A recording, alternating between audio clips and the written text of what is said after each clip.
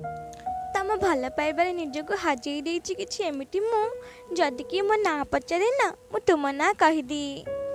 I love you ଜାନ୍, I love you lot. ଯେବେ ଯେବେ ଆମେ ନୂଆ ସମ୍ପର୍କରେ ଆସେ ନା ବସିକରି ଏକା ଦୁଇଙ୍କ ସହ ବହୁତ ସାରା କଥା ହଉ। ତ ଆମେ ସବୁ କଥା ପସନ୍ଦ କରୁ ଯାହା ଆମ ଆଖିରେ ସାମ୍ନାରେ ଦେଖାଯାଇଥାଏ। ଯେମିତି ଏକା ଦୁଇଙ୍କର ଲୁକ୍, ପର୍ସନାଲିଟି ଆଉ ବହୁତ କିଛି ଗୁଣ ଯାହା ଆମକୁ ସେହି ସମୟରେ ଦେଖାଯାଇଥାଏ। କଥା ଠିକ୍ ବି ଅଛି, ଯେବେ ତମେ ଯେତିକି ତାଙ୍କ ବିଷୟରେ ଜାଣିବାକୁ ଚେଷ୍ଟା କରିବ ନା ତମେ ସେତିକି ହିଁ ଜାଣିପାରିବ। ଆମ ଯାହା ପାଇଁ ଫିଲ୍ କରୁ ନା ତାଙ୍କ ସାଥିରେ ସେତେ ସମୟ ବିତେଇବାକୁ ସେତିକି ହିଁ ଜାଣିବାକୁ ମିଳେ। ଆଉ ଏହା ଭୁଲ ନୁହେଁ, ଆମକୁ ଆହୁରି ଟାଇମ୍ ନେବା କଥା। ଆଜିର ସମୟରେ ସବୁ ଲୋକ ଭିତରେ ଭାଙ୍ଗି ଯାଇଥାନ୍ତି। କେଉଁଠି ସିଏ ବି କାହାକୁ ଭଲ ପାଇ ତାକୁ ଭୁଲି ଯାଇଥାଏ। ଆମ ହୃଦୟ ନା ସେ କଥାକୁ ବୁଝିପାରିନଥିବ, ଚାହିଁବାକୁ ଭଲ ପାଇବା ଭାବିନେଲା।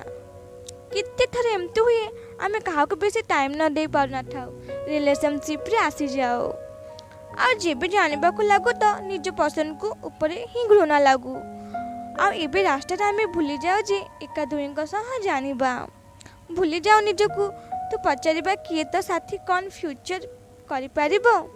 ଯେବେ ବହୁତ ସମୟ ହେଇଯାଏ ନା ତେବେ ସେ ମଣିଷକୁ ରିଏଲାଇଜ୍ ହୁଏ ସିଏ ଖାଲି ଆପଣଙ୍କୁ ପସନ୍ଦ କରୁନଥିଲି, ପ୍ରେମକୁ ନୁହେଁ। ଆଉ ଏମିତି ସମୟ ଆସେ କି ଆପଣଙ୍କୁ ଲାଗେ କି ଆପଣଙ୍କ ତାଙ୍କ ବିନା ରହିପାରିବେନି, ପୁଣି ସିଏ ଆପଣଙ୍କୁ ଲାଇଫ୍ରୁ ଚାଲି ଯାଇଥାନ୍ତି। ଯେବେ ସାଥିରେ ରହିପାରିବନି ତ ପ୍ରଥମ ଦିନରୁ ଜାନ୍ ଥିଲା ନା, ଏବେ ଜାନ୍ କ'ଣ ହେଲା? ତ ପ୍ରେମ କରିବା ଆଗରୁ ଭଲ ଭାବରେ ଜାଣିନେବା କଥା।